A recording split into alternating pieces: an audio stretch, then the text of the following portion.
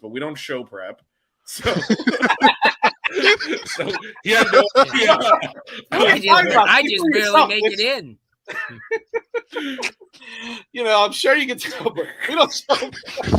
I mean, let's put the cards down on the table here.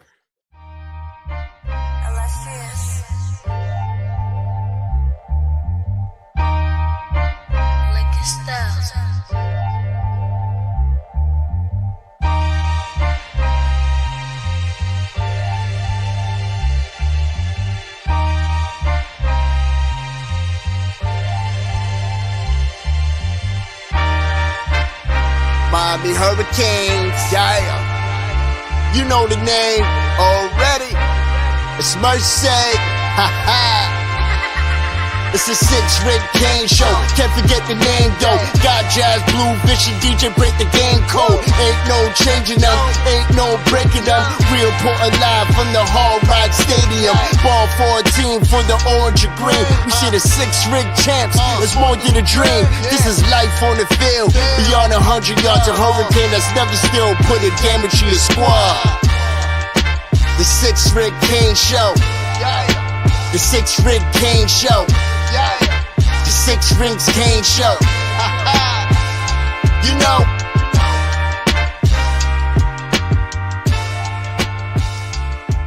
What's wrong with us?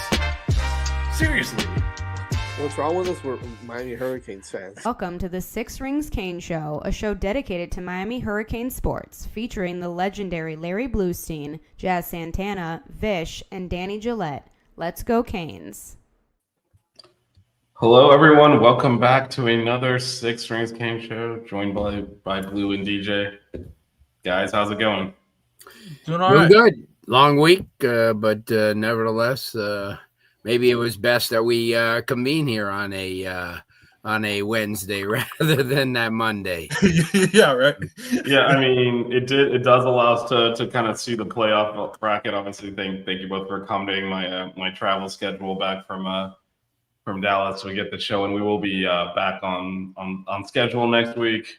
But before we get into all that, a lot to talk about.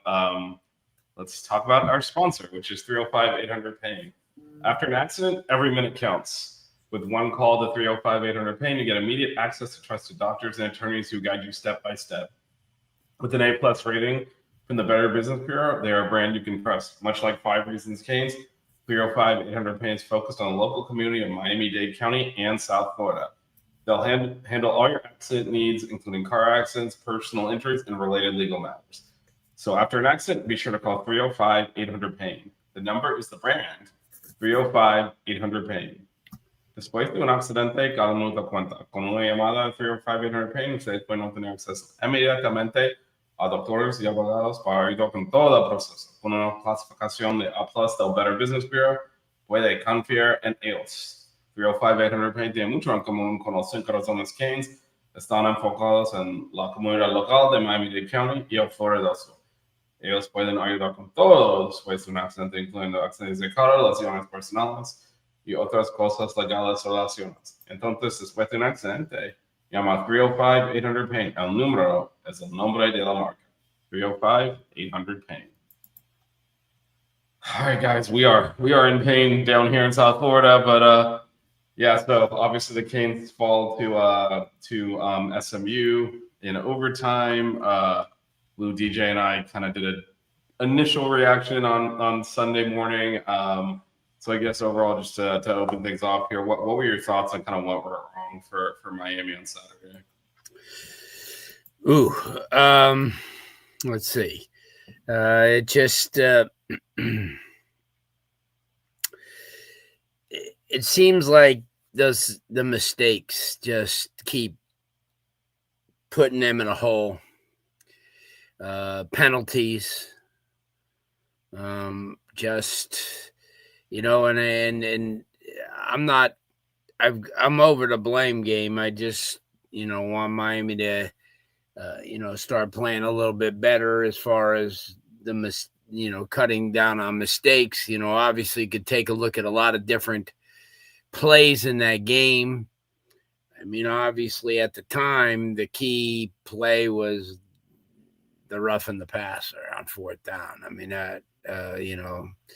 where if Bain didn't hold up, then they could have made a case. Because that was it. That was Miami would have stopped them. There would have been 4th and 11 or 12. And I think that more times than not, they would have come up with a stop on 4th down. And I really, but it should have never. What did you think of that? Not to interrupt, but what did you think of the call there? Well, I at first, BS. But then I understood that. Yeah. If Bain held up, then he heard the whistle. Then the whistle was loud enough that, because what's his name was right there on the other side. Yeah, Lightfoot. It's, normal circumstances, it's an aggressive penalty. It's not like it wasn't a stupid penalty because he was in the midst of his, of his play. And, I think, and then I started saying, well, wait a minute, if the referees really, wanted to, let the game play out instead of them dictating, he did try to hold the guy up. So, it wasn't like he just, but I thought that was a huge play, but I'll be honest with you, it should have never gotten to that play. Miami made so many mistakes, guys. I mean, in that game. Just real quick on the roughing, I think. Yeah, go ahead. It's to your point. I don't think it's an indefensible call. Like, it's not like I cannot believe you called that because he did hit him, and like you said, Bain was able to pull up. However, the referees know the score in the situation. He knows what he's doing. Yes, I get it if Lightfoot lit him up, but like you said, he actually pulled out of it at the last second and kind of tried to hold him up. Yeah, tried to hold him up and not knock him up. Like, to me. Yeah, there's a couple of other indicators too. The offensive lineman blocked. The right tackle is blocking them. In fact, he kind of pushed Lightfoot towards the quarterback at the end. Yeah, all right. And it was Lightfoot. But there was still. It looked like a play. The clock ran the whole time. It looked like a play. So clearly, at the very last second, Lightfoot realized, "Oh crap!" Pull out of it. And it was too late. But to me, it's defensible. You can call that like you said. If it was in the middle of the game, people would be like. I wouldn't be controversial, but at that score, that situation, it was to me. It really, at the time, it was everything. Yeah. It was everything at the time. So. And I think it's more that, but again, we're going to go through some of the other calls in that game. I feel like that was probably the more defensible of the ones that the Canes fans are complaining about. But to your point, Blue, go and finish that off. The Canes put themselves in that position themselves. Yeah. It should have never been in that situation. It should have been up, by 14 or so in that game. And, I'm not going to take anything away from SMU. I mean, they're a pretty good team. I mean, they're not great, but they're a good team. And you keep playing to yourself in your head that here's a team that lost to Wake Forest. So at the worst, even if Miami played bad, they should have won by 14 or so. And, coming into the game when I picked the score, I think it was 28-24 because it looked like it could have been that if Miami would have scored, but I just was you get numb to the fact that here's game 8 and you're still making crap ass mistakes. The offensive line, listen, Brockermeyer's had a terrible year. I watched him on 9 plays. He got blown up in this game. He got blown up in the last game. When do you put in Alpha Tula or put Ryan over there or somebody, because it's killing the rest of the line. Because everybody's trying to have to compensate. And Vish, I watched those plays over and over. I taped the game and it's like because I'm used to watching film, from recruiting. So I'm watching those damn plays and I'm thinking, oh my God. And Bell's making stupid mistakes that he shouldn't be making this. And that hurts. And everyone goes, well, that's one thing. Yeah, but they all add up. and you know, I mean, in motion plays before it's just they like you said, Blue, they do add up, and the reason you're not, and this has been a problem for the team the whole year, right? It's they dominate on the field. You're watching the game, and it's one-way traffic, and yet it's not showing up on the scoreboard. right. And the reason it doesn't is those stupid mistakes, like you said.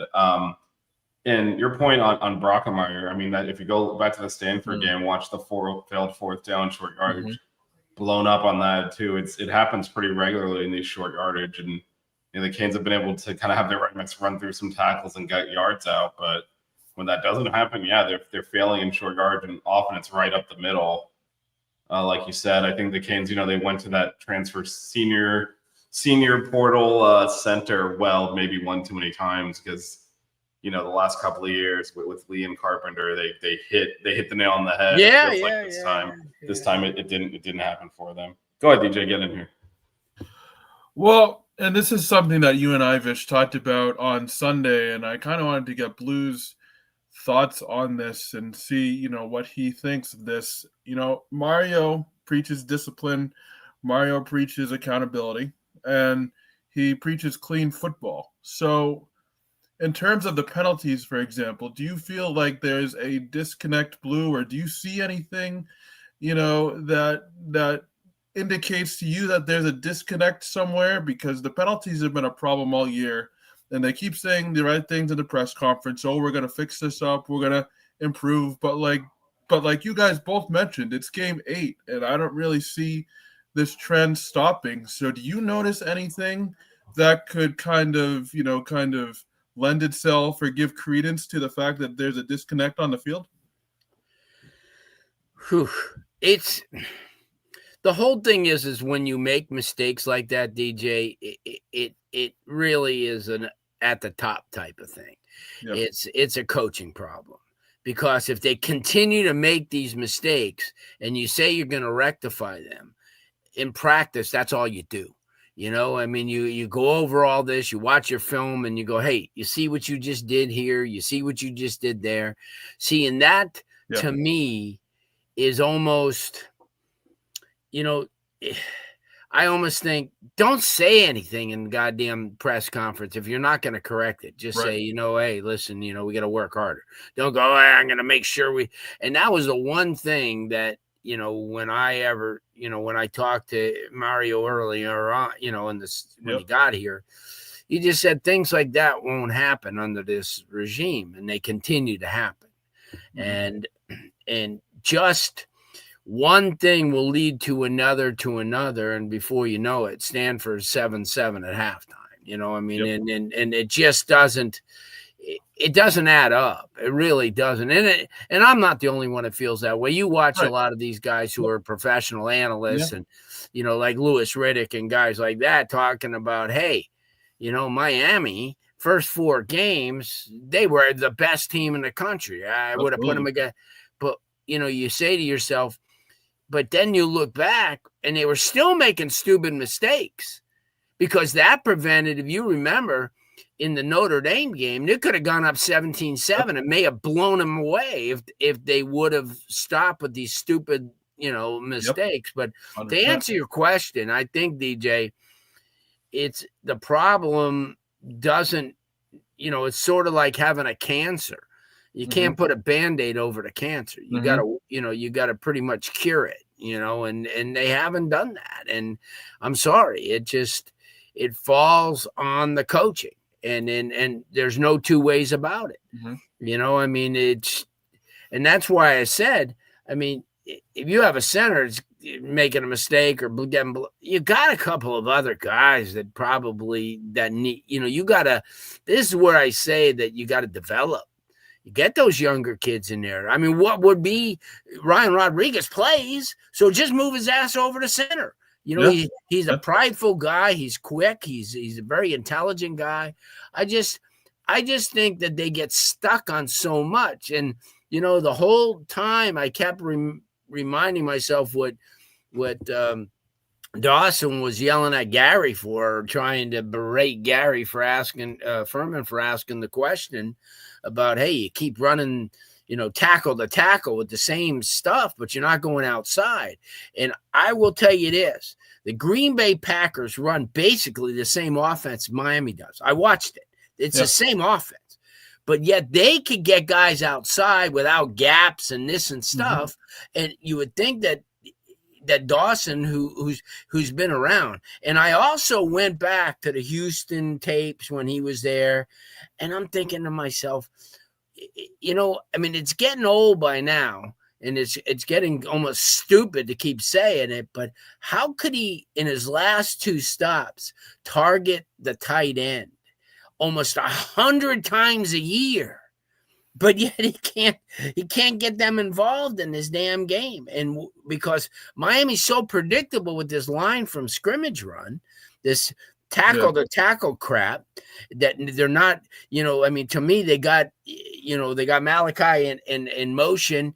Well, get some other guys in motion. I just put what's his name in the backfield. I just put Malachi in the backfield and run him from a running back position. I put Elijah Lofton in the backfield and do the same to him. But that's not going to cure the problem of what continues to happen as far as the penalties. Right. And that's the one thing. And I don't see it stopping. I really don't. Because no, at this point, this is what the team is. Like, you can't play 2/3 of the season and then be like, oh, we're going to change something like that. And to your point, just to quantify the point you're making, on Saturday, first drive, the Canes got a couple of first downs, bunch of penalties, had to punt. Yep. Second drive, touchdown. Third drive, got to the 20, deep in field goal range. So many penalties, end up 3rd and 39, end up having to punt.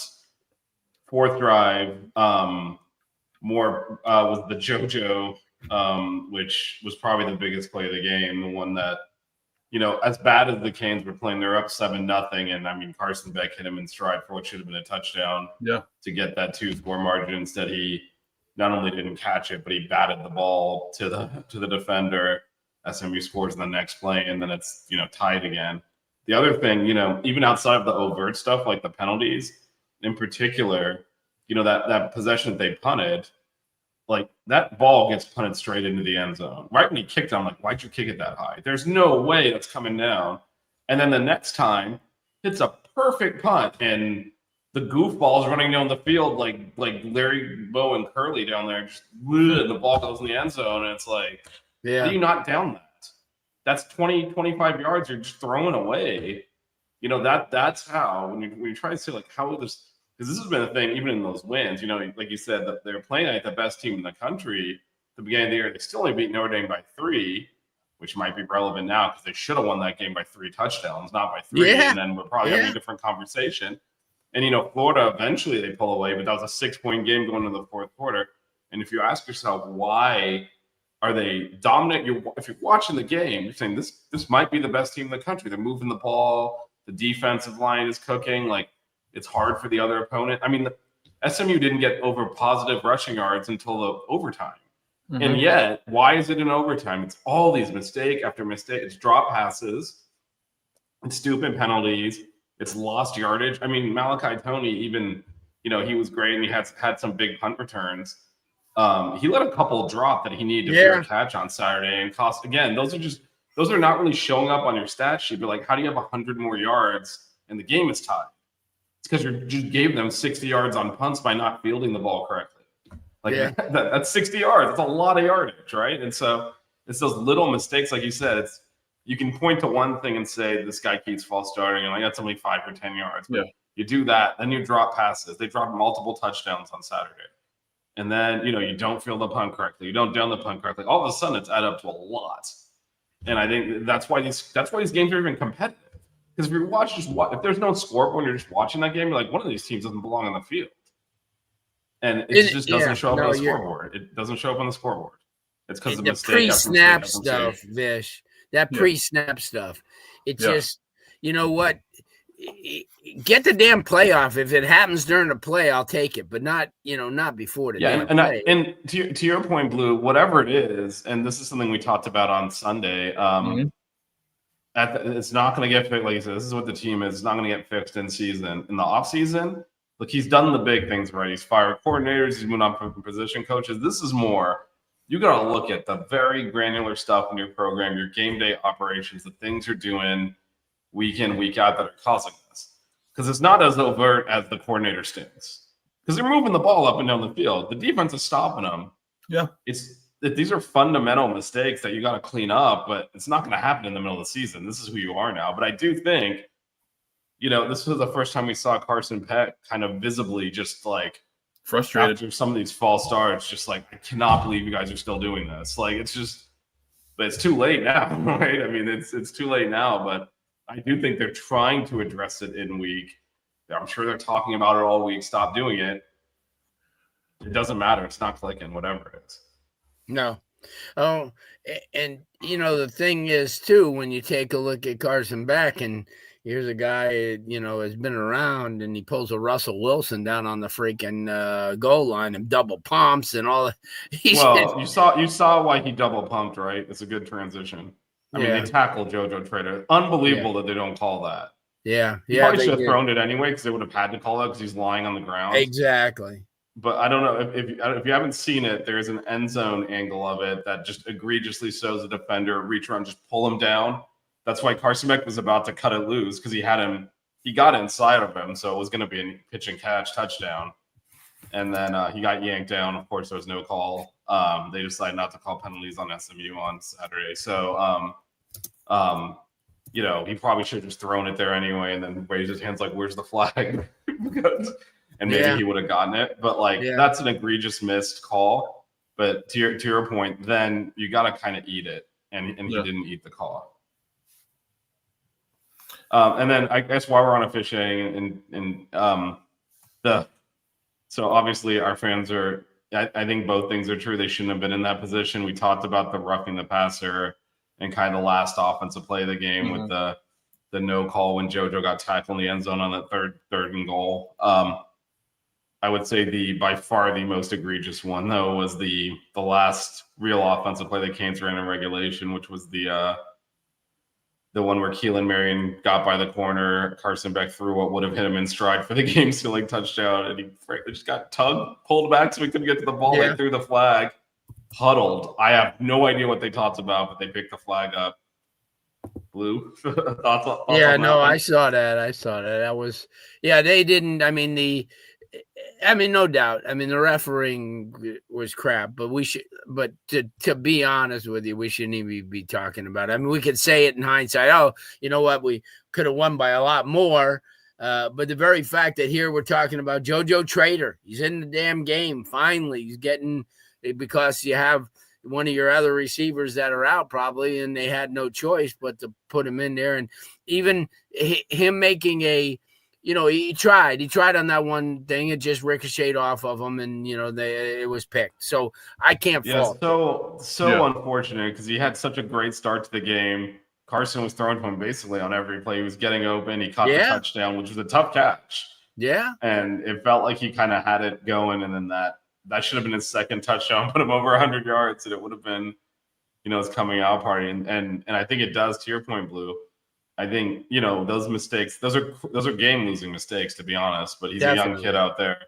And I think it speaks volumes that despite that, on the biggest play of the game, which ended up being an interception in overtime, they called the play for JoJo. I think that speaks volumes to the strides that the kid has made. And it's unfortunate that he's gonna have to live with that drop and also bad luck, because normally when you drop the ball, it just hits the ground. It doesn't pop up in the air, get intercepted like that, and then immediately they throw a touchdown the next play. And you're almost like feeling like you single-handedly tied the game up for them.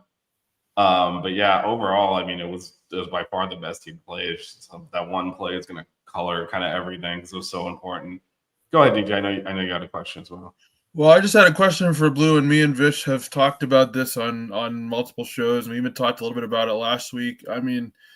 Where do you see Elijah Lofton fitting into the grand scheme of this offense? Because they have tried to put him out there. It seems like he's out there on specific plays. He had 2 catches, obviously, on Saturday, and I believe he dropped a touchdown, what would have been a touchdown. And I don't know. It just seems like they haven't been able to get him going, and you hear how much of a great athlete he is, like how much talent he has, which he definitely does. But Blue, why do you think that, they can't seem to find a role for him in this offense? And do you think, that will change at any point this year or next, or where do they go from here with Elijah Lofton? Yeah. Well, I mean, I know the talent that he has, and I was at all the practices, and then especially when he was a freshman, when they were running out of running backs, and he ran the ball, and he was blowing the starters right off the face of the earth, carrying 9 times for 119 yards. And to me, I look at him like a pinch hitter. You bring a pinch hitter off the bench who's only getting one swing here and there, they don't target him enough. And the whole thing is to me, you're going to tell me if you don't line him up in the slot, let's say you have a 2 tight end system, but line him up in the slot, you think there's going to be a linebacker or a safety that's going to stay with him? Nope. I just run him like they did with what's his name the last couple of years, and run him up the, like. Yeah.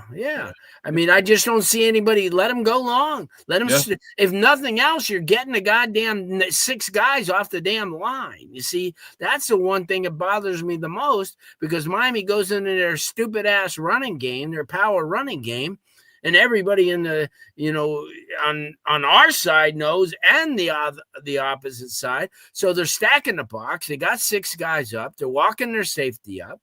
Give them a reason to get their damn ass back, and we don't do that. I don't know why we don't do that, but to me, I would script a goddamn play, a series, sort of like, when I used to play baseball, my buddy told me, he goes, listen, he was a catcher, and he goes, I'm going to give you 9 pitches, and they're all going to be fastballs. I'm just going to move you around. And that's what I think that they should do. They should pass the goddamn ball. They got those receivers. They get open. You got to back people off. If you're not backing people off the line, DJ, that. Yep. They're just going to stay right around, and that's what Miami does. And if you have to, listen, I love Mark Fletcher. He's great, and Brown's great. But the whole thing is they should be great in situations, not every goddamn play. Yeah, I mean, and to me, it seems like what's his name is regressed, the speedy back. So so I say, hey, put Pringle in, put one of those guys, because they've got speed, they can get outside. Well, we're gonna we can go ahead and pivot to this question too, because there's going to be a forcing function on that, because Fletcher obviously left, and they he left late in the fourth quarter on that last offensive drive, and it's going to be. Mean, Marty Brown got the carries after that and did okay, but I guess still, what do you?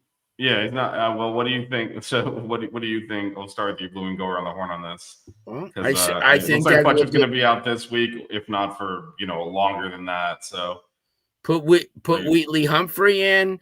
You got backs. They're on the team. They're 8 weeks in, 9 weeks into the season. Get their ass off the bench. Let them carry the ball. Who cares? If nobody else is going to get it done. Give them an opportunity. I mean, they're out. Like I said, there's freshmen. I watch freaking Ohio State and all these teams. They're putting all these first-year freshman guys in there in key situations. Miami should do the same thing. Who cares? I don't care anymore. They're not going anywhere.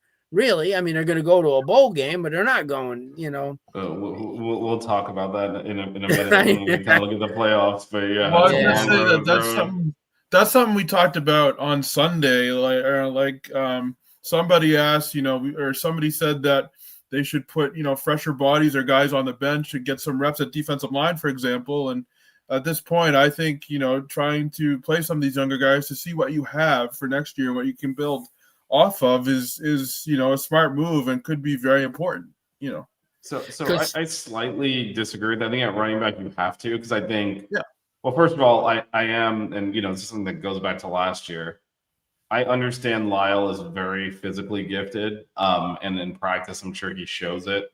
It has not shown up other than one run in garbage time against USF last year. it has not shown up at all on the field during games. And the idea that he keeps getting the ball fed to him ineffectively, we were sitting kind of on the 10-yard line, one of the end zones. So when they were running the opposite direction, you could see there were multiple times where there were holes for him to get through, and he just couldn't do it. He ran into a lineman one time, tripped over one of his linemen another time, and it's just whatever reason. Maybe the injury's still bothering him. He's just out of rhythm. You got to stop putting him in the game and forcing the ball to him. It's not fair to the rest of the team. Other guys deserve shots. So in that sense, I agree with you, DJ. However, I am never a proponent of the season screwed anyway. Just put young guys in to see what you've got, because I think an important part of their growth is earning their place in the field, and not because the team is bad, because they earned it. With that said, the running back position without Fletcher, no one's earned carries that's played. I was like going to Marty say, Brown the running back room, you might as well. Yeah, I think running back's different because Fletcher's Yeah. out. But if Fletcher was healthy, you still keep feeding him the rock. Oh, He's yeah. been playing really well. But with him out, yeah, I think Lyle has certainly not earned an increased role. No. I don't think Marty Brown has either. And so to your point, Blue, there's Wheatley, Humphrey, and there's Pringle, who are highly touted kids. Like, let's get them the rock. I think in other positions, though, you got to earn your way. I think JoJo Trader, despite that, again, critical drop, is a much better player in that game against SMU for having to practice and work through some stuff and go through. Because against Stanford, he didn't get any targets, but he did get on the field a lot. He kind of ramped his way back up to be in a position that when Daniels was, last minute unavailable, he got the call and he earned that spot on the field. And I think that made him a better player. And I think there's an element of that. We always want to just throw the young kids out there, see what they got. If they don't earn it and earn their playing time, it does cause residual issues down the road. It also creates division within the locker room, but the seniors are like, I got 4 games left. I got to show tape. You're getting benched because the team stinks, even if you're playing okay. Like, you're going to put a worse player on the field instead of a senior because you're like, let's see what he's got. Then that kid's trying to get drafted. Like, what are you doing? So I think it is important to earn, but there's several spots, and I agree with you. The offensive line being another. There's a few guys that are not really performing either because they're not making their blocks or because they're making just unacceptable level of pre-snap penalties. Like, you got to start benching people for some of these. There has to be consequences. I mean, the fact that we got like 2 plays in the game before David Blade jumped off sides again. I could not believe that. I was like shocked that happened again after he did it twice against Stanford. And then like 2 plays in the game, he does it again. He tried to, I don't know if you saw, he tried to come out of the game. I think they told him in practice, if you do that again, we're pulling you out, because he immediately slapped his helmet and started running off the field, and they told him, no, stay in. So I guess I'm pretty sure they threatened him and said, like, if you jump off sides like that again, like you did against Stanford, you're coming out of the game. So he actually was subbing himself out when they kept him in the game. And he's a fantastic player. He's been a great find in the portal. But, if you're giving up 5 yards free multiple times a game because you're jumping off sides, that does negate a lot of the good you're doing.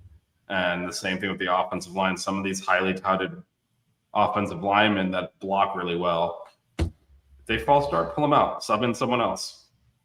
Let them sit for the rest of the possession and think about what they've done. And see if they false start again. If they keep doing it, bench them the whole game. It doesn't matter.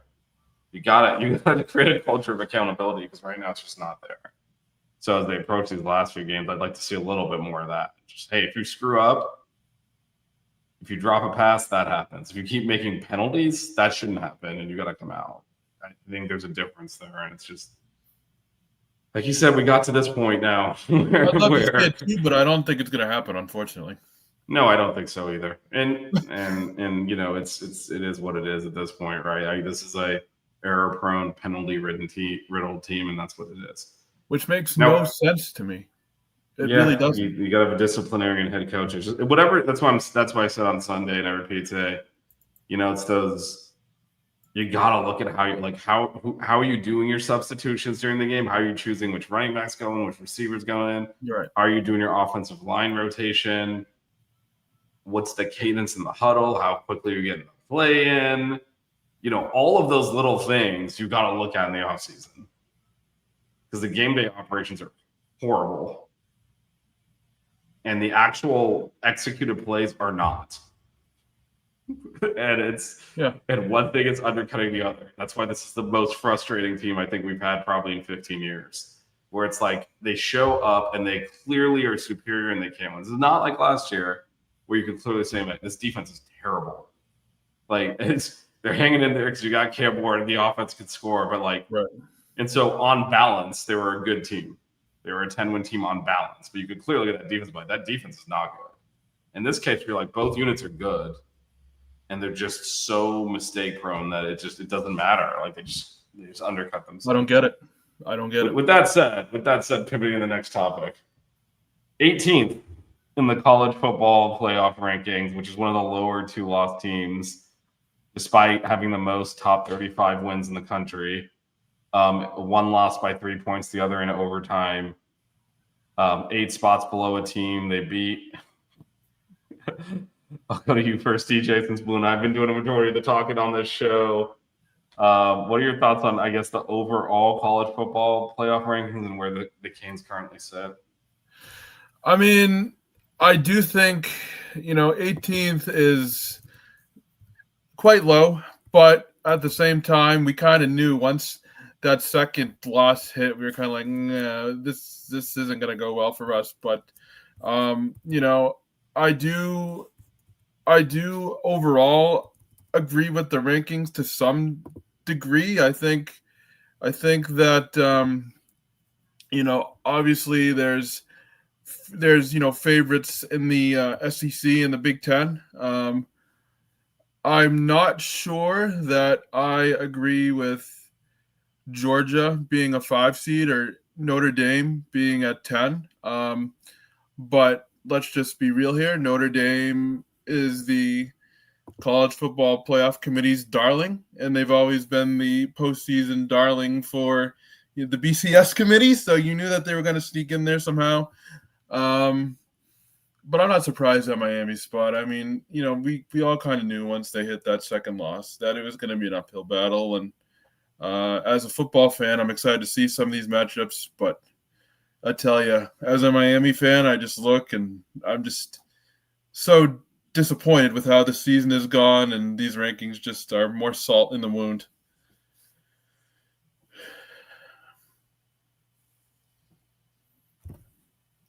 Yeah, no, Notre Dame doesn't have a top 20 win. Yeah, I don't get it. I really don't get why they're that high. And, sure, they had a difficult schedule, but they shouldn't. USC moved into 20, I guess, but they didn't beat them at 20. So, yeah, I love it. There is, to me, it almost mirrors the game on Saturday in that the Canes have to look in the mirror. They have only one to blame with themselves. However, you do ask to be treated fairly by the neutral parties, and that's not happening either. And similar to the officiating on Saturday, especially at the end of that game, the Canes should not have been in a position where they needed the refs to call a pass interference on that throw to Keelan Marion. But you still throw the ball out there, and you expect when the receiver gets pulled back for them to call it, because that's the rules. And in this case, look, the Canes shouldn't be sitting here in a 2-loss discussion having to debate with these other people. But you still expect them to be treated fairly, or I guess we don't expect it, but it's still wrong that they're not. And the idea that like Texas is sitting up there and they haven't done a damn thing the entire year. They lost to Florida badly. They needed a miracle to get out of there against Mississippi State in overtime, and they are also obviously have another loss to Ohio State, and they're sitting up there having basically done nothing. The results don't matter, and frankly, even the way you play doesn't matter, because if you watch the Canes play, they pass the eye test, and again, it's 1 3-point loss and 1 overtime loss, and dominating several good teams. We had more top 35 wins than anyone in the country. So I don't know what else you need to do, and they have teams that haven't beat anyone up there. And then Tennessee has not beat a team with a winning record. Has lost 3 times, and they're ranked. And this is the question I have. So how?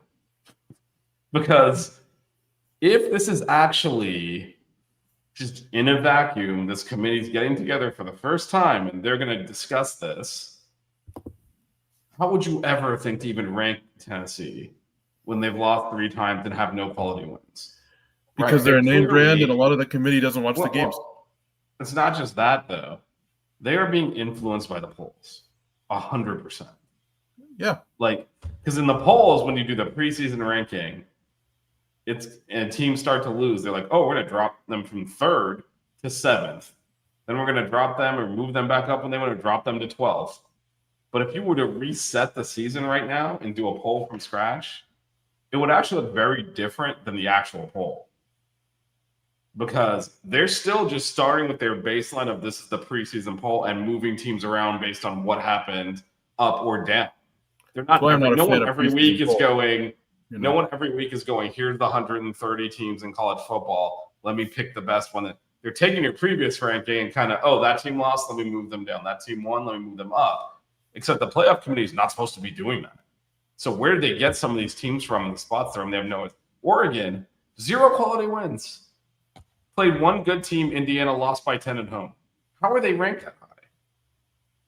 And they barely beat freaking Penn State. No, they barely beat Penn State in overtime. That coach already got fired. And they've lost to Northwestern and Iowa. They've lost. Yeah, they lose every week. But again, they're not actually doing a fresh ranking. They're using the polls. They're looking at that. Yeah. And then they're using that as like a baseline for what they're going to do. And they're not doing their jobs. Because the other thing is, by their own criteria, it should not matter if we lost in game 1 or game 12. That's their own criteria. Clearly, it does. Because a team that lost the first 2 games, it doesn't matter. Alabama got blown out by a very bad Florida State team, or good, depending on if we played them, they're bad. The version Alabama played was good, I believe, is what the committee is saying. But it's egregious. And I think the other thing, and this is where I have a bone to pick with them, if you look at the rankings, I mean, I did this on the back of a napkin. I might be missing some, but there are 1, 2, 3, 4, 5, 6, 7, 8 other times in the poll, in the playoff committee rankings, where head-to-head was a factor. And every single of those 8 times, the team that won's ahead. The 9th time, Miami is behind Notre Dame. Well, so when I say you expect to be treated like everyone else, and it's fine. It's fine to have 2 parts of that. Exactly what DJ said, Blue, exactly what you've been saying. Go beat SMU and stop complaining, right? There's that part of it. You should not have lost that game. You shouldn't have thrown 4 interceptions against Louisville. You should actually be ranked number 1. You should have blown Notre Dame off the field instead of keeping the game. That Florida game should have been over at halftime. You shouldn't have let Florida State get all those garbage points to make the margin look closer so people didn't watch. They don't realize how dominant you were. All those things are true. However, you still should get judged the same way your peers are. And they are not doing that. It's the only team. It would be it's mind-blowing. They didn't magically put USC a couple of spots ahead of Michigan. They did it because they beat them. And yet, in this one instance, they just ignored it. Yeah. It's an injustice. Even if it's the Canes' fault they're in that position in the first place. And this week again, I mean, they play a team they're far superior than, but Syracuse has a lot of fans. They're going to be there. And plus, they've taken 2 kids out of Miami's backyard. Yep. Calvin Russell. They just got Tadarius Hughes to flip from FSU. Yep. And why? They're not great. They got shut out by Duke 30-0 or whatever it was. And, and there is another thing, man. Freaking Duke. And then Georgia Tech finally lost. So those Virginia Cavaliers are I think this is another thing just to close off the rankings discussion. We'll talk Syracuse. And I do see your question, CMB. Actually, Lou gave detailed thoughts on Brockermeyer earlier. You can go look at that, and we can address this in a second. Actually, we can address this now as we talk about the rankings. I think one of the problems the ACC has is the branding issue, because in other conferences, stuff like Georgia Tech struggling at Wake Forest, who beats SMU, who beats Miami, that's strength. That is, everyone can play. You don't know what's going to happen in this conference. It's the same exact thing happening in this conference is interpreted as everyone stinks. Yep. And it's a branding issue as much as anything else.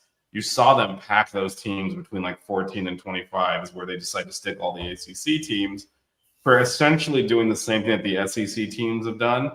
And the SEC teams get stacked between 3 and 12 instead.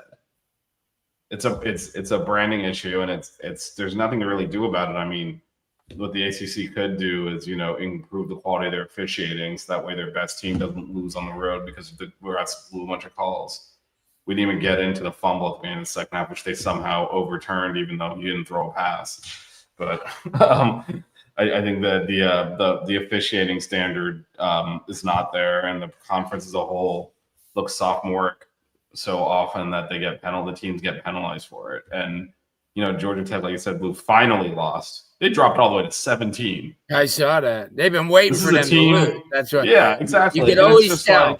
You could always tell. And somehow we've gotten to a state where Vanderbilt has to lose twice for Georgia Tech to get ranked ahead of them. And I don't understand what's happened. I really don't. Yeah. And so to your point, do I think Pitt has a chance? Absolutely, Pitt has a chance. There is good football being played in this conference. In fact, the easiest part of our schedule was playing SEC teams and playing Notre Dame. And then it got harder. We've had a lot more trouble with the ACC teams than we did with those out-of-conference games of teams that are supposedly better. And so, yeah, I think Pitt has a chance at Notre Dame. It's kind of a can't win, can't lose scenario if you're a Canes rooting interest, because obviously they close the season with Pitt. Pitt wins, that's an opportunity to get another quality win. That also makes their current quality win worse. And if Notre Dame wins, then the Canes will play an unranked Pitt team at the end of the year. So there's a no-win situation. Now, if you're an SEC team in the same situation again, it's a win-win. Because when someone wins a close game in the SEC between two ranked teams, everyone moves up. And that's not the way it works around here. So, yeah, I do think Pitt has a chance. I think Notre Dame is, they've played a lot of they played their two toughest games to start the season. They lost them both. And now the schedule has gotten significantly easier, and they've handled that to their credit, because the Canes have lost to similar quality teams to the ones that Notre Dame is beating. But Notre Dame has not blown everyone out or anything. And Pitt's a really good football team, and Narduzzi's a very good coach. And, underrated, and this is why the Canes often stub their toe, there are a lot of really good coaches in the ACC. And, when you look at, you got Narduzzi there, Georgia Tech is so well coached now. Look how much better that program has gotten the last few years because of the coaching. We can make fun of what's happening with Belichick at North Carolina, but you can see that team has gotten. I think they screwed up their portal because I don't think they knew how to evaluate college talent, if we're being blunt. But that team has gotten better over time, especially defensively. Boston College stinks, but you can see Bill O'Brien, like, game in, game out, like, he's able to devise stuff. It does make your job a lot more challenging when you do have qualified coaches in there. Brom, I'll always tip my cap to Brom. I know he's excellent. I think he's above reproach. I guess my point is, even the bad teams, you have NFL coaches on the sidelines. Yeah. It's hard. It makes it harder. This makes these games. Wake Forest is very well coached. Blue, you mentioned they beat SMU. Yeah. They also, lost to Georgia Tech in overtime after they kind of got screwed on a call there. And that's one of the worst teams. It's a tougher conference than gets credit for. And it's funny, though, because Notre Dame is in that informal agreement with the ACC for a conference that everyone rips to shreds that isn't good. Notre Dame plays a vast majority of their games against the ACC, and they don't get penalized for it. No. Yeah. Which does not make any sense. I guess because they get to play Army and Navy or whatever, that boosts their schedule. I mean, they're most of their games, especially their tougher ones, tend to come against the ACC because they're required to play. I think it's 5 ACC games. So that's why they're playing so many ACC teams. So for whatever reason, they get credit for winning those, and no one in the conference actually does. But yeah, Pitt. This should be a good game when Pitt plays Notre Dame in a couple of weeks.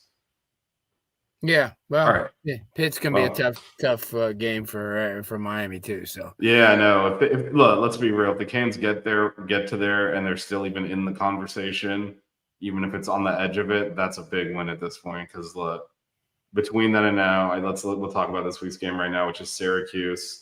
Is definitely the easiest game left on schedule, given all their injuries and what they've been. Not saying easiest out of, because the next after that, you got to deal with CJ Bailey. The Canes have struggled with quarterbacks similar to his style this year. And then you got to go to Blacksburg. Then you got to go to Pittsburgh. So this is not a.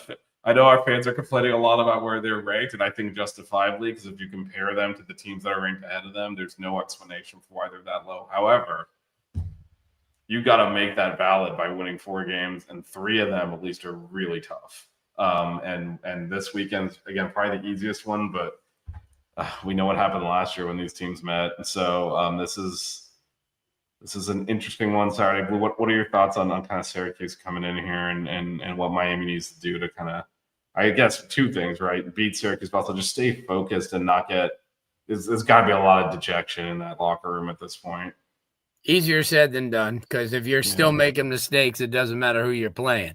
I mean, the greater opponent that you play, like a Louisville, the very fact that you had 4 interceptions and had 90 yards and penalties and still were in the damn game down to the last drive, that shows you Miami's dominance as a football team. But just the very fact that they make so many mistakes, and there's bad blood after last year in the offseason between Miami and Syracuse. Fran said some stuff, and they're recruiting pretty well, especially down here.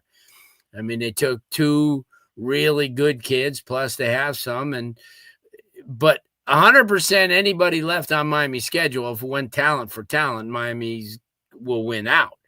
But unfortunately, the very fact that they're making all these mistakes and keeping teams in the game, and I mean, like I know they beat Stanford, but the very fact that you're tied at 7-7 with them at halftime is just there's nobody. It just defies logic. But then when you break it down and see all the mistakes that you're making, and you said that before, DJ, the very fact that if you keep making these type of mistakes and keeping the other team in the game and relevant, they're going to stay there. And Syracuse is that type of team that if you're going to throw picks or you're going to kill yourself on drives and have a holding penalty or having pre-snap stuff and keeping them and giving them field position and giving them a chance to be in the game at 14-10 or whatever it is, they're going to stay there, whether they're hurt or not. I mean, SMU's defensive secondary was the worst in the nation, we heard. Yeah, well, you know what? I don't buy any of that stuff. You got to play you got to play each game as they come. And the very fact that Miami's their own worst enemy and Miami's the one that beats themselves. So I don't care who they're playing the rest of the way, because anything that anybody the rest of the way is going to throw at them, Miami's seen already. It's just that if they have a situation where everything that's going to be positive is going to be negative because of penalties and crappy decisions, it doesn't matter. It doesn't matter who you're playing. It's just Miami has to play almost a mistake-free game. And I know it's so easy that you could sit there in the locker room before and rah, rah, rah, and do all this stuff and come out and do the same shit. I'm sorry. It's just the way it is. I'm really down on the fact that it's almost like you get angry because Miami has all this talent and they should be beating the Christmas out of everybody. And, and they should be, as Vish said, at this point, 1 or 2 in the country, but they're not. And that's what bothers you coming into this game, the NC State game, Virginia Tech.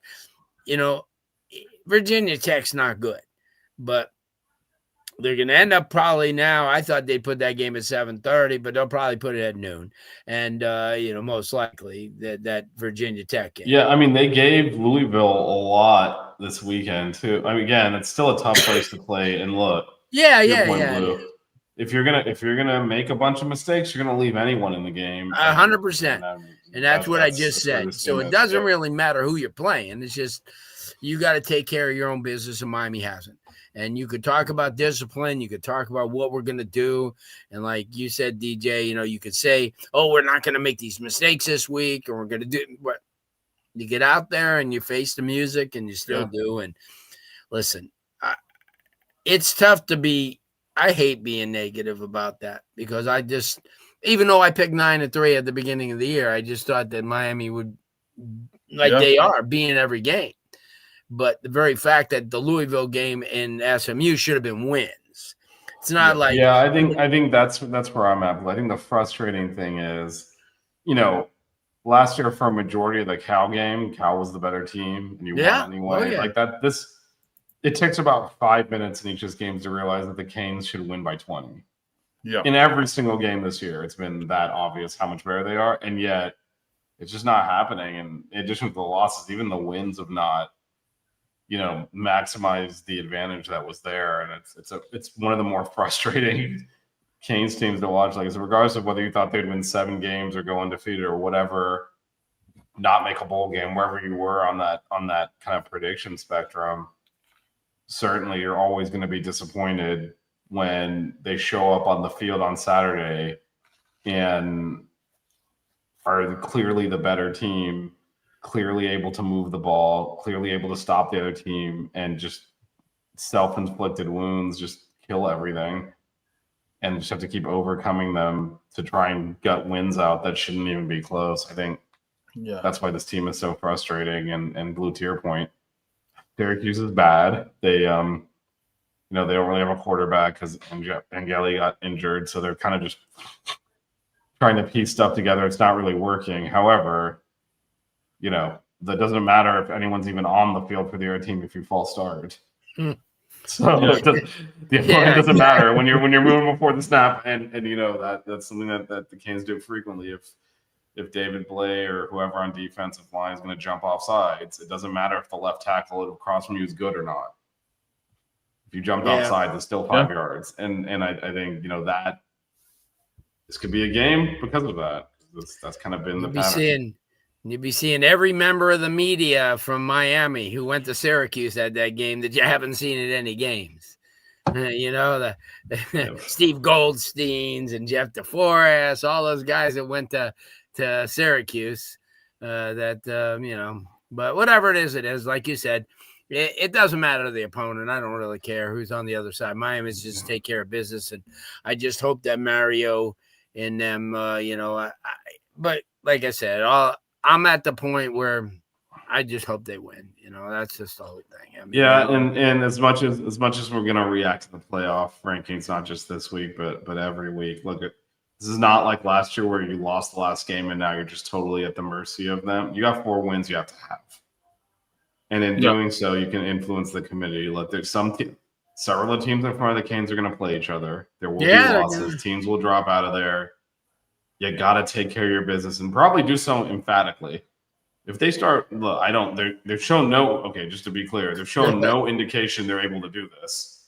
But if they play clean, if they play moderately clean, I'm not talking about penalty free, but just moderately clean, they will win each of these games easily. And all of a sudden, you're looking at a team that won 4 games in a row comfortably, including the last 2 on the road. And all of a sudden, they're going to have a lot harder time justifying Notre Dame being ranked in front of you. It's easy to do it when you saw them drooling down their cheek on Saturday. It's much harder to do it if they've strung together 4 complete wins in a row. Now, can they do that? Of course not. They're not going to. Yeah, there's no reference point to go to. It's done. No. I think I've been very clear on that. This is the team. You don't do this for 2/3 of the year and then all of a sudden flip a switch. Yeah, right. You have no ability to do that, but there is stuff to play for, because if they do, if you're a player, we're the talking heads, right? We're going to call, make predictions. A lot of them are wrong. That's what we do, right? But we think it's done, and we largely think it's done because, one, there's a high likelihood they lose at least one, the way that they're playing, and second, they've not shown an ability to really string together those complete blowout wins you need to go from 18 to 12. and get in. And so that's why we're skeptical. But if you're a player, you're looking at this, hey, you got 4 games left. Let's go win them. Let's go kill those 4 teams and dare the committee to leave us out anyway. And that's the approach they need to have. That's what they need to do, regardless of what we say. That's Right. That's what the goal needs to be. Did you have any thoughts on Syracuse before we dive into predictions here? I mean, you guys kind of covered it. I mean, they have to clean up the penalties, clean up the self-enforced errors. Can they do that? At this point in the season, I don't think so. So maybe just limit the self-inflicted, penalties and the bonehead mistakes. And I understand the officiating hasn't been the best, especially when it comes to Miami this season. And we saw that on Saturday. But at the same time, good habits. You practice good habits so they're repeatable for later games, in the season, and so that you can succeed. Unfortunately for Miami, it's the other way around, where bad habits have been repeated and continue to rear their ugly head. So, hey, yes, habits do repeat. Unfortunately for Miami, they're not good ones. And Syracuse is not a world beater by any means. They're really not that good, honestly. But I expect this to be a relatively close game, and I just hope that Miami can, just play clean football to the best of their ability. Maybe get the running backs going in some form or fashion, and just try to put their best foot forward at this point. Because, like you guys said, I'm sure there's a lot of dejected faces and in that locker room, and at this point, it must be very hard to kind of get fired up for a game like this when you know that your season is kind of on the brink and out of the college football playoff picture. Yep. Well, so the spread is 28.5. No. No. Blue, your prediction for Saturday? 28-10. 28-10. Blues. I'm assuming Miami winning, not Syracuse. Yeah. DJ. 31-17 Miami. All right, I'll go 38-10. I'm purposely putting them a half point under the spread. I mean, Syracuse is bad. It feels a little Stanford-y. Without their quarterback, they've been one of the worst teams in the country. So I think it's one of those games where eventually Miami will put some points up and pull away. But I expect to have a lot of frustrating moments on Saturday throughout the game. The penalties will keep Syracuse in it. Yeah, there'll be penalties. Yeah. There'll be fall. That's what I'm saying. There's going to be drive-killing penalties because for whatever reason, we're the only team in the country that false starts and automatically has to punt. Like, there's all sorts of issues there. Yeah, that needs to be addressed in the offseason. But yeah. Anyway, all right, Blue. It's time for you to show and tell us. I got it. Went to the Purdue-Miami game back in 1984. Miami won the game. Jim Everett was the quarterback for Purdue. There's the name. Wow. Ross-Ade Stadium. Miami won the game 28-17 from what I remember. Pretty neat, though. But that was my only time at Ross-Ade Stadium, and it was good. It was a good time. Miami, like I said, won. Yeah, they had, it was good. And I got a chance to see Jim Everett, and Drew Brees wasn't even thought of at the time, but so those get a chance to go on the road. Those road, back in the 80s, I traveled a lot because I was on the broadcast team back in that era. So I did like pre-post game for WIOD. So I traveled all those games, and it was good. Like last week, I brought Mississippi State in this game here. Yeah, there was some really good. I went to Michigan for that crazy ass game, and so I had a chance to go to a lot of these nice stadiums or these historic stadiums. Michigan and I think the toughest two stadiums I've ever been. Well, Gainesville was really challenging when they're Florida, but LSU was very tough. I went to see in 1978. I went to see them play USC. and they put it. Wow. It was a 7:30 game, and those damn Cajuns were drinking since like 10 in the morning, and they put they kept putting the damn microphone in Mikey's cage, and he would go, crazy. But the most insane place I ever was at was Neyland Stadium in Tennessee. Yeah. Willie Galt, who's Danny DJ, it's too young for you, but you remember Willie Galt. He returned the opening kickoff 97 yards in the damn stadium, Vish, that I was moving. That's how that was. It was crazy. It was like an earthquake. But yeah, I've been real fortunate to have been able to go to the game, but I hope Miami does well. I saw a prediction where it would be weird, but Miami USC in the Holiday Bowl. Someone put. That'd be different. I gotta say, if you're looking at destinations for the Canes, San Diego, not a bad. No, that's what I'm saying. But it could be Boise or El Paso again, or two kind of mirror teams. USC is not bad at all either. That'd be a good opponent. No, but I'm saying those are two kind of mirror opponents. They're both private schools with the same large city environment. And although USC has a little better draw than they do, but still. And then I you see all this stuff. I was just going through it the other day and just looking at some of some of the games, and hope they don't end up well, I hope they wouldn't end up in the Pop-Tart Bowl again. I mean, it's just it is possible. That is the best ACC bowl. That's not a playoff. So well, whatever it is. I just hope that they run it. If they could be 10-2 and then finish 11-2, the sting will be taken off. I do think, not to completely, I know we're about to wrap up here, but the fact that they essentially threw the bowl game away last year, by the way I'm not talking about taking Cam Ward out. I'm talking about the unseriousness with which, like they attempted a field goal on purpose so Borgauts could set some kind of a record. Like they did all this stuff that they shouldn't have done. Like this is a team that has Mark Richt won a bowl game his first year. Got to go all the way out to Coker's last game for the next one. Like this is a team that's been losing bowl games left and right. And I don't think, it's not this coaching staff that's been doing it, but I don't think they properly contextualized how it would have been a good thing to win that game. Yeah, and they had it in control, and they kind of turned into a little bit of a circus to make sure this guy got this touch, that guy got this play, and they threw the game away. And they could have 11-2, 10-3 wouldn't have, that's academic at this point. But I think, kind of getting that experience of winning a bowl game would have been good for the program.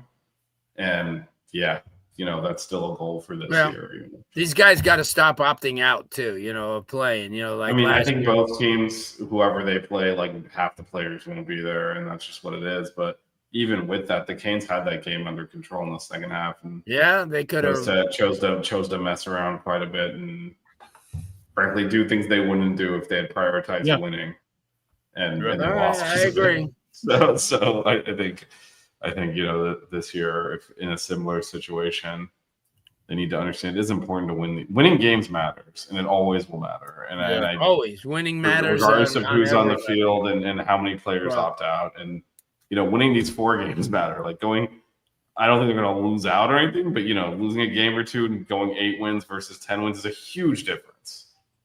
And I think hopefully they take that seriousness with them every Saturday, because they need to win this game. And to be honest, too, it's good.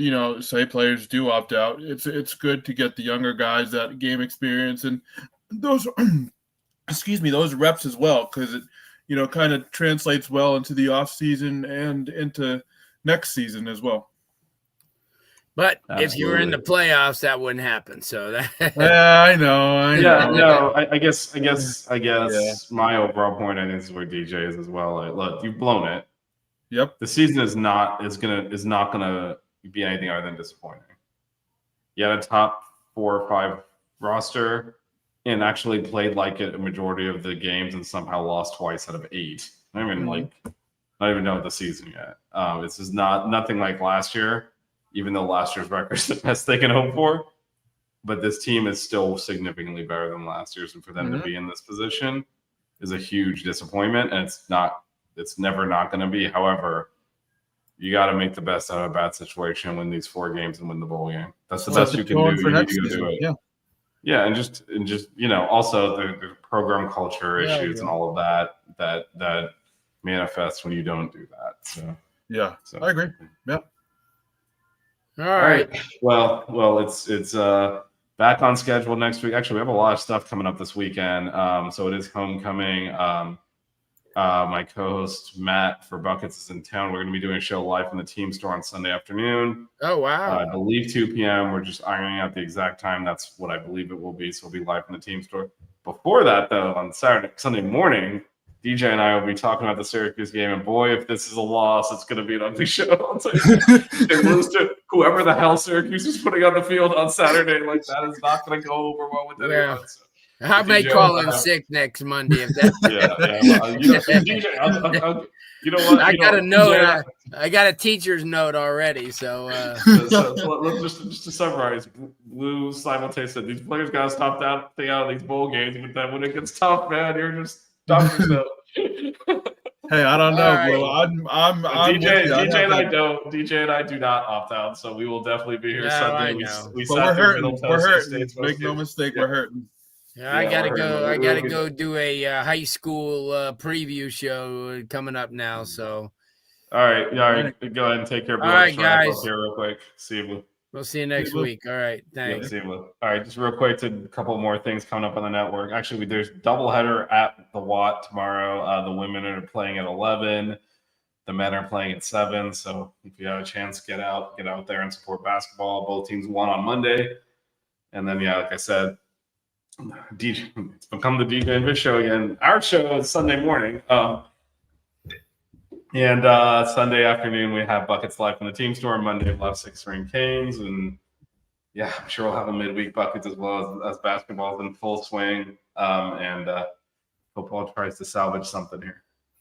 Let's hope I have a happy hangover and not a miserable hungover. Yeah, I look, man, if this one goes bad, then, I mean, we're looking at 6-6, I feel. So, like, ooh, that would not. So, this is by far the easiest game left on the schedule. So, I don't think the Canes will have a problem this week. But, just like the Stanford game ended up being a 35-point win, but you're like, there's some stuff wrong here.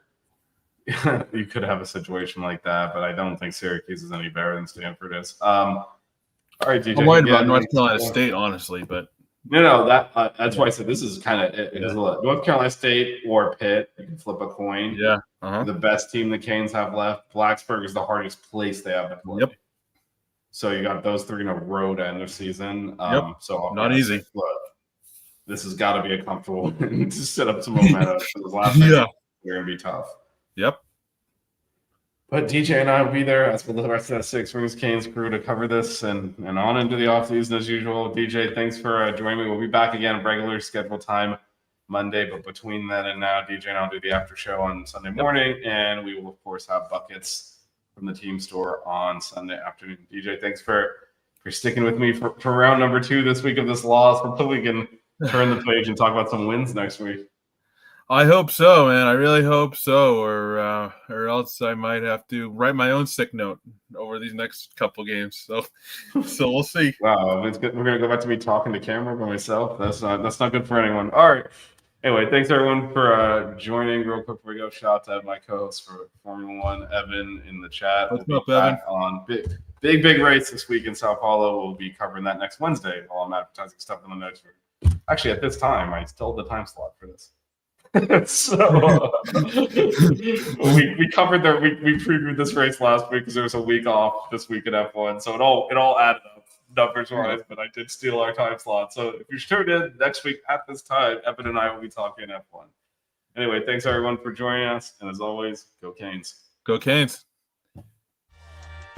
The 6 Rig Cane Show. Yeah.